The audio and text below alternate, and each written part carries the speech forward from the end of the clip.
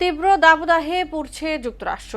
দেশটির মধ্য ও পূর্বাঞ্চলের বিস্তীর্ণ এলাকায় হিট ডোমের প্রভাবে রেকর্ড তাপপ্রবাহে বিপর্যস্ত জনজীবন। ভয়াবহ পরিস্থিতির কারণে ঐতিহ্যবাহী 4 জুলাই অর্থাৎ দেশটির স্বাধীনতা দিবসের বহু উৎসব আয়োজন বাতিল করতে বাধ্য হয়েছে কর্তৃপক্ষ। গরমে কোথাও কোথাও রাস্তার পিচ পর্যন্ত গলে যাচ্ছে। বিস্তারিত প্রিয়াঙ্কা নিতুর ডেস্ক রিপোর্টে।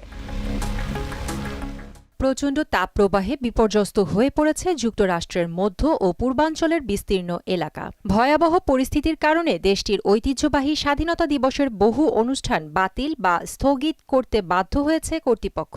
কোথাও কোথাও গরমে রাস্তার পিচ গলে যাওয়ার খবরও মিলেছে। যুক্তরাষ্ট্রের স্বাধীনতা দিবসে দেশ জুড়ে যেখানে থাকার কথা ছিল উৎসবের আমেজ, সেখানে এখন শুধুই খাঁ খাঁ রোদ আর জনমানবহীন রাস্তা।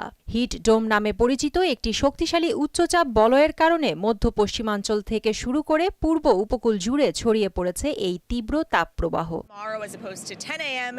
পরিস্থিতি বিবেচনায় ওয়াশিংটনে স্বাধীনতা দিবসের মূল শোভাযাত্রাটি বাতিল করেছে ন্যাশনাল পার্ক সার্ভিস।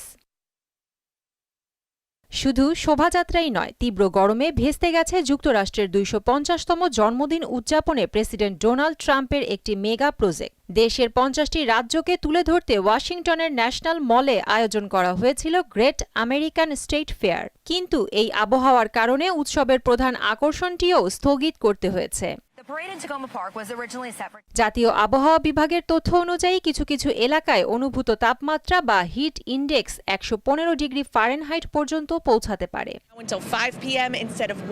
উৎসবের আনন্দ ছাপিয়ে মার্কিনীদের কাছে এখন সবচেয়ে বড় চ্যালেঞ্জ এই রেকর্ড ভাঙা দাবদাহ থেকে নিজেদের বাঁচানো। প্রিয়াঙ্কা নিতু, মোহনা সংবাদ।